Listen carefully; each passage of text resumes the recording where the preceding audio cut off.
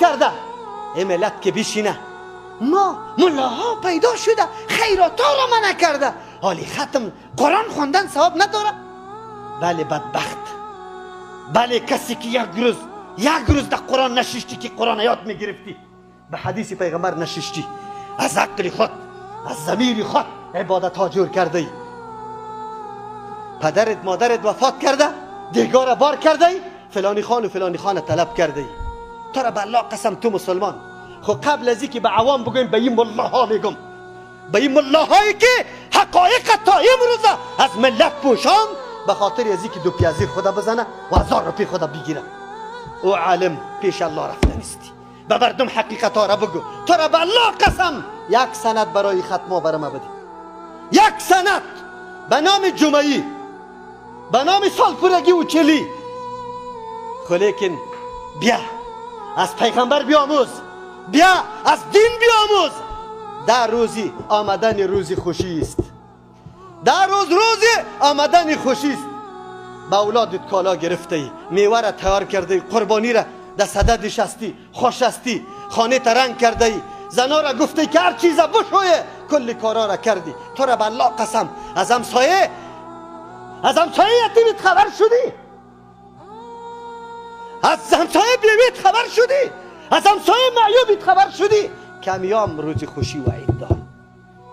از او کس خبر شدی که کل مردینش در زندانای طاغوتا خواست، در زندانای کفار خواست، در زندانای شیطانا خواست و فامیل اینجا به جز از الله کسی دیگری نداره. خبر کردی خدا؟ یادتان باشه مسلمان خدا در تجاهل نزنی، در کوچه اصلا چپ نزنی، برم فتوا بده. تو را به الله قسم یک جور کالا دمی روزا به میتور فامیل ببر و روزای دیگه 10 دانه شتر حلال کو خو مردم طلب بکو. کدامش افضلیت داره؟ کدامش بهتر است؟ کدامش مامور از جانب شریعت است؟ افسوس نیست. این ملت کدام طرف است؟ کدام طرف سوق میشه؟ کدام طرف میره؟ عمل صالح را یاد بگیریم. عمل صالح در این روزا خیلی بهتر است، محبوب است به الله. کدام عمل صالح از دستم میشه؟ نمیشه از دستم، نمیشه از دستم یک جور کالا 300 افغانی با کرایش 300 دیگر 600 افغانی.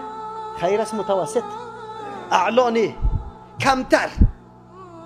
یک بدن یتیم پنهان کن که در روز عید خوش برآید، با اطفال دیگه یک جا شود. چرا این مفکوره و عقل از ما میره؟ ما را ابلیس چرا محاصره کرده؟ ما باز در قید و بند دینمی قید و بند حاضر هستیم و تو ملای ناملا رفته رایستی. امروز در یکی از چی رفته بودم، به می غرض رفته بودم که ما به نام جمعی بود، نان شب نخورده. قاری صاحب محترم تو میگی مسابقه قرائت افغانه است. الحمدلله رب العالمین الرحمن الرحیم مالک یوم الدین ایاک نعبد. باز دیگه شروع که قاری باسط شده. او برادر اینجا کدام محفل مسابقه نیست، آمده تلاوت قرآن بکو. الله اکبر. ما از دین چی جور کردیم؟ از این ملت به کدام سویه یارا غافل ساختیم. این علما رفته رایست بدعت ها را ترویج میکنه، مردم خبر نداره.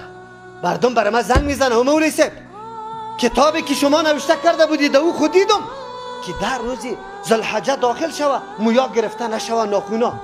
ما را خود کس نگفته. چرا شما مسجد ندارید؟ یا تو در جمعه خانی نرفته ای؟ و مولوی صاحب در جمعه بودم. مولوی صاحب در این مورد نگفته، دیگه زنگ میزنه برای میگه مولوی صاحب مولا صاحب گفت که برای آجاست. تعجب نیست او مردم. ما از کی بنالیم؟ با کی برویم؟ چی کنیم؟ بری نصف ملت از این آگاه نیست، از این آگاه نیست که چی بکنه. این روزا کدام روزاست؟ بله بالمقابل نفری دیگه زنگ برای میزنه مولوی صاحب این در روزه خو یک روز از پیش ما تیر شده، خبر شدیم که دین روز اول ذوالحجه بود، این روزه ما خو کم میشه. کدام روزه؟ وی در روز روزه سنت است. بیادرکم در روز سنت نیست. عمل نیک است اگر کسی میگیره پیش الله خیلی محبوب است. خود سنت یک روز عرفه است، دیگر روزا سنت نیست. خوب است، خوب مستحب. اگر تو به نیتی سنت بگیری بدعت میشه. از جان خود این حکم تو کردی. ببینی مردم ما در کدام طرفین قرار داره.